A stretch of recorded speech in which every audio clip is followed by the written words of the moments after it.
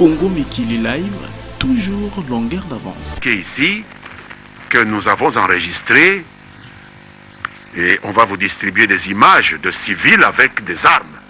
Vous croyez qu'une arme ne tire que lorsqu'un policier tire? Même un civil peut tirer. La balle ne va pas moins vous tuer.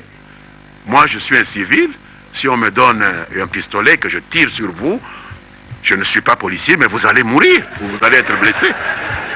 Donc il ne s'agit pas de dire quelqu'un tué par balle égale quelqu'un tué par la police. Ça, c'est une conclusion superficielle. Et la justice ne se contente jamais de telles conclusions. On a tué par balle, donc c'est peut-être ce qui a égaré peut-être le président Hollande. Hein? On a tué par balle, etc. Mais nous avons plein d'images, peut-être que son ambassade ne lui a pas envoyé, qu'on va vous distribuer, de civils et traînant des armes dans les rues de Kinshasa. Ils ont tiré. Et il y a un policier qu'on a amputé de sa main gauche parce qu'il a reçu des balles. Vous croyez qu'il s'est tiré lui-même une balle?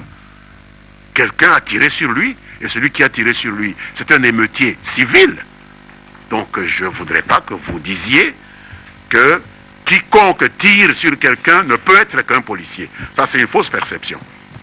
Il y a eu des vols d'armes, il y a eu des vols de munitions, et ces gens ont utilisé ces armes et ces munitions pour commettre leur forfait. En deuxième lieu, il y a eu des agressions dans des commerces. Il y a eu des agressions dans des résidences privées.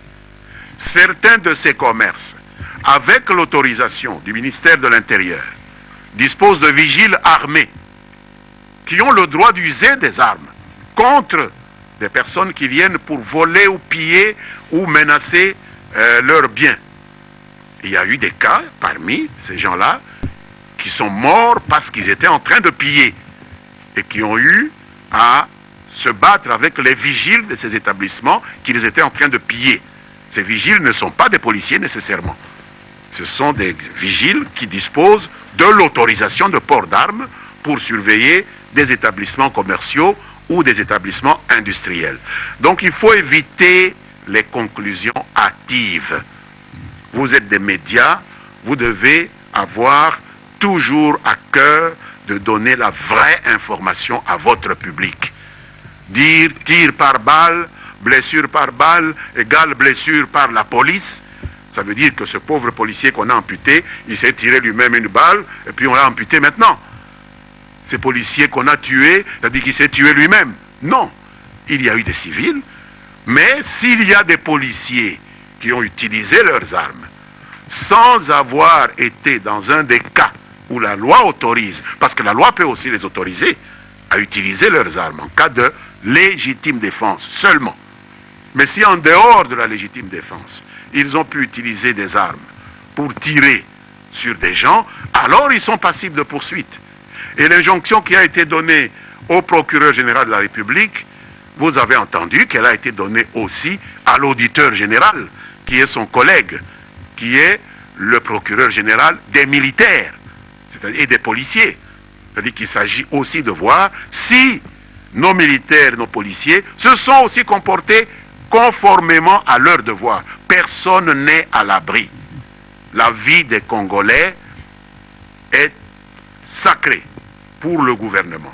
Et donc ce n'est pas le fait d'être policier qui va vous mettre à l'abri des poursuites si vous avez violé les devoirs de votre fonction.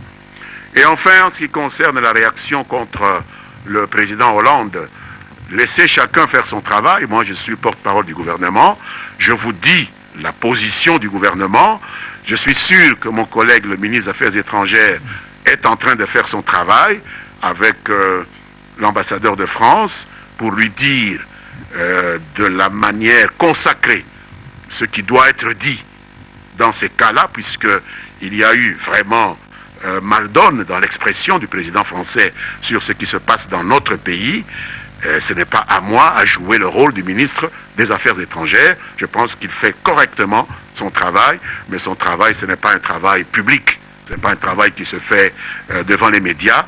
Il a fait son travail et je pense que le message, au moment où nous parlons, est arrivé là où il devait arriver. Je vous remercie. Oui, il y avait une question que nous avions mis... Non, là-bas derrière. Oui. Il va intervenir. Ouais, merci pour la parole. Moi, c'est Kenny Katombe pour les comptes de l'agence Reuters. L'opposition est en train d'accuser les régimes d'avoir mis le feu sur leur siège et beaucoup plus, surtout que cela a été fait nuitamment. Et les faits qui leur sont reprochés à eux ont été commis le 19 en plein jour. Que dites-vous de ça? Et de deux, si vous pouvez rapidement nous faire un bilan sur l'aspect économique au regard de ce qui s'est passé le 19 et le 20. Merci. Merci beaucoup, monsieur. Une infraction, un crime reste un crime. Il n'y a pas de circonstances atténuantes selon qu'un crime est commis pendant le jour ou commis pendant la nuit. Puisque c'est comme si le fait de brûler l'installation d'une formation politique pendant le jour serait moins répréhensible que de brûler l'installation d'un parti politique pendant la nuit. Non, c'est simplement une différence d'heure. Mais au regard de la loi, ça reste toujours un crime. Donc pour le gouvernement, et ceux qui ont brûlé, qui ont mis le feu au siège des partis politiques de la majorité pendant le jour, et ceux qui ont incendié les sièges des partis politiques de l'opposition pendant la nuit, doivent être poursuivis. Nous ne faisons aucune différence. Personne n'est attitré à se faire justice à lui-même. C'est interdit par la loi, d'autant plus que le procureur général de la République avait déjà, dès le 19, dès qu'on avait brûlé les sièges des partis de la majorité, annoncé l'ouverture d'une enquête. Les citoyens congolais doivent apprendre à faire confiance en la justice de leur pays. Ce n'est pas parce qu'on a brûlé votre siège que vous devez vous-même prendre la résolution d'aller vous faire justice à vous-même. C'est interdit. Donc ne vous étonnez pas qu'il y ait même des gens de la majorité à comparaître devant la justice, si tant est qu'on les identifie comme auteurs d'incendies, d'autant plus qu'au moins dans un de ces établissements incendiés, il y a eu même des morts, comme il y en a eu au PPRD, à l'UDPS, il y en a eu aussi. Donc nous ne faisons aucune différence. L'État doit protéger tout le monde de la même manière. Donc, mais ce n'est pas une question d'heure, croyez-moi. Brûler le jour, brûler la nuit, c'est brûler. Donc nous n'acceptons pas cela. Tous doivent faire l'objet de poursuites et la police recherche les indices pour pouvoir faire son travail, transmettre au procureur général de la République ou à l'auditeur général s'il s'agit de gens qui relèvent de sa juridiction, et ils seront déférés devant les juges et les sanctions vont tomber. Vous vous en rendrez compte. Excellence Élisée Mafou pour les comptes de Numérica Télévision. La majorité présidentielle a annoncé dernièrement sa marche dite des soutiens aux accords qui seraient issus du dialogue politique. C'était le samedi. Ne trouvez-vous pas que cela est prématuré après les violences des 19-20 septembre? Et une dernière préoccupation, comment les privés qui ont perdu leurs biens, pillés ou soit détruits, seront-ils dédommagés? Bon, effectivement, il y a eu une annonce qui a été faite par la majorité. Je sais qu'il y a une réunion de la majorité qui va avoir lieu aujourd'hui. La majorité décidera si elle maintient cette marche, parce que la décision de marcher samedi avait été prise dans l'optique d'une clôture du dialogue mardi. Or, le dialogue s'est suspendu. Il s'est ajourné mardi. Mais c'est avant cet ajournement que la décision de marcher samedi avait été prise. Mais je ne suis pas responsable de la majorité. J'imagine qu'on va remettre cette question sur le tapis et une décision sera prise si on maintient quand même cette marche ou si on la reporte en tenant compte du fait que le dialogue a dû s'ajourner mardi et ne reprendre que vendredi, de sorte qu'on n'est pas sûr que même samedi, le dialogue sera terminé. Mais vous serez informés de toute façon des décisions qui pourront être prises. En ce qui concerne le dédommagement pour les biens, évidemment, je ne sais pas quel est le régime de ces biens-là avec la Société nationale des assurances. je ne peux pas vous répondre à la place de la SONAS ou des services, par exemple du ministère des Affaires sociales, qui peuvent entreprendre des actions particulières. Attendons que chacun puisse faire son travail. Nous ne pouvons que partager cette compassion avec les victimes de ces actes-là et appeler toute la nation à la solidarité avec les victimes de ces actions. Et pas seulement les victimes des actions qui se passent à Kinshasa, il y a aussi à Beni des actions qui déstabilisent le pays, qui insécurisent les gens, qui détruisent les familles, qui endeuillent les familles. Nous devons avoir la même compassion et essayer de dédommager, si on doit parler ainsi, même les victimes de Beni. Donc c'est tout un ensemble de ces choses sur lesquelles nous devons, comme gouvernement, comme Congolais, essayer de mettre ensemble des idées pour voir comment arriver à dédommager ces personnes sans que cela n'apparaisse comme un encouragement à ceux qui viennent détruire, parce qu'il y aura toujours des dédommagements qui vont venir par la suite. Merci, Excellence, Monsieur le porte-parole du gouvernement, pour la parole. Je vous ramène à l'autorisation. C'est Monsieur Joachim Diana du journal La Colombe, le point gauche. Je vous ramène à l'autorisation même de la manifestation. Après 2 manifestations gigantesques réussies, étiez-vous vraiment sûr, certain que l'opposition pourrait accepter ce qui serait un 3e succès pour la police nationale et pour le gouvernement? Une 3e manifestation qui montrait que réellement il n'y a pas rétrécissement des libertés publiques. La veille de la marche, il y avait des tracts jetés partout. Et dans ces tracts, on demandait aux enfants de ne pas aller à l'école. Pensiez-vous vraiment que pour une manifestation pacifique, on demanderait aux enfants de rester à la maison? En plus, tous ceux qui sont des amateurs des réseaux sociaux ont vu la campagne intitulée Toyebindako. C'était bien écrit, la campagne était claire. Il y en a même d'autres qui ont répondu Toyebani Bandako. Je crois qu'il y en a qui ont répondu. Il ne faut pas dire que Toyebindako, Toyebani Bandako. Et c'est exactement ce qui est arrivé. Et pendant ce temps, avec tous ces événements, le dialogue touchait à sa fin, avec le soutien presque de la communauté internationale, marginalisant pratiquement cette opposition. Pensiez-vous vraiment que dans cet état d'esprit, cette opposition pouvait manifester pacifiquement?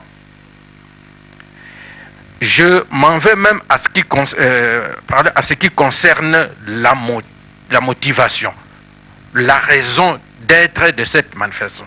Demander à la CENI de convoquer le corps électoral le 19. Était-ce possible que la CENI puisse convoquer le corps électoral le 19, le même 19 où l'opposition marchait? Croyez-vous vraiment à la sincérité de l'objet de la marche? Vous serez un jour, monsieur le membre du gouvernement, le gouvernement congolais sera un jour obligé d'autoriser une marche qui aurait pour objet d'arrêter le soleil de se coucher, sinon les gens auraient peur la nuit. Bien. Merci, monsieur Diana. D'abord, je pense que la première partie de votre question s'adresse aux autorités municipales de la ville de Kinshasa. C'est à elles et à elles seules qu'il revient de coordonner avec ceux qui veulent manifester les mouvements de manifestation dans la ville-province de Kinshasa et pas au gouvernement de la République dont je suis le porte-parole. Je vous suggère de réserver cette question et de la poser au gouvernement provincial de la ville-province de Kinshasa qui a négocié avec nos compatriotes de l'opposition cette marche et qui l'a finalement autorisé. Donc ça ne relève pas du gouvernement central. Nous en parlons maintenant parce qu'il y a eu atteinte grave à la sécurité de l'État et nous sommes comptables de la sécurité de l'État. Alors, Maintenant, peut-être on peut entrer sur les motivations.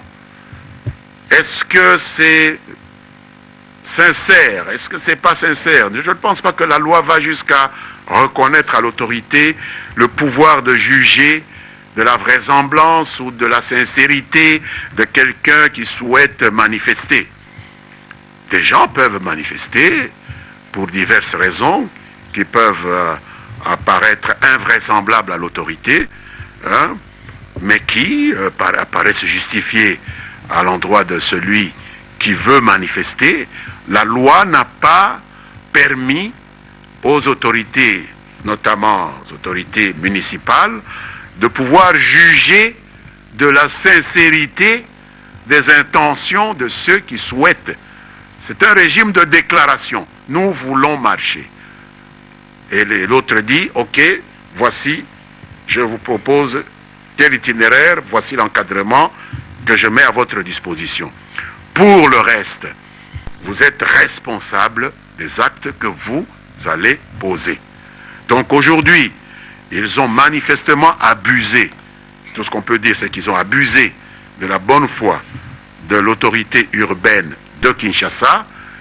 Et maintenant, ils ont affaire à la justice. C'est ça le problème, ils ont affaire à la justice. Puisque quoi que nous fassions, nous devons toujours être responsables des actes que nous posons. Donc ceux qui, tout en sachant qu'ils voulaient s'aimer le chaos, l'anarchie, faire tuer des gens, faire piller, brûler des maisons, sont allés tromper l'autorité en disant « nous voulons faire une marche pacifique », doivent en assumer les conséquences. C'est ce qui se passe.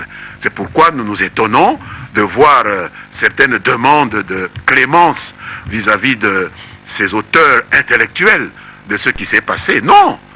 Vous saviez très bien ce à quoi vous vous exposiez en prenant la responsabilité d'assumer des actes que vous avez prémédités, parce que tout indique que ceci était prémédité. Lorsqu'on voit des gens en armes, on ne va pas porter une lettre à la CENI avec des armes. Une arme n'est pas nécessaire pour que la CENI reçoive un courrier. Mais pourquoi des gens en armes? C'est ça le problème. Donc chacun doit pouvoir assumer ses propres responsabilités. Peut-être le procureur général de la République ou le juge va-t-il demander aux autorités municipales de Kinshasa si elles ne pouvaient pas éviter cela. Ça, c'est un autre débat. Ce n'est pas notre débat ici. Ici, nous sommes en train d'évaluer une situation qui est devenue hors contrôle, que les forces de sécurité ont pu remettre dans le droit chemin, mais effectivement, il y a plusieurs questions qui peuvent se poser, mais pas au niveau du gouvernement central, et seule l'autorité municipale, avec les organisateurs, peuvent répondre à cette question. Si vous êtes de mauvaise foi et que votre mauvaise foi vous a conduit à commettre des crimes, eh bien, attendez-vous à ce que le bras séculier de l'État vous frappe. Et ne venez pas réclamer une clémence qui ne vous sera pas reconnue. Vous allez devoir vous justifier. Voilà la réponse que je pourrais donner à cette dernière préoccupation. Oui, nous devons en principe mettre un terme, mais comme la personne qui détient le micro vient de très loin, on peut quand même accepter qu'elle puisse intervenir et puis... Congo Mikili Live, toujours longueur d'avance.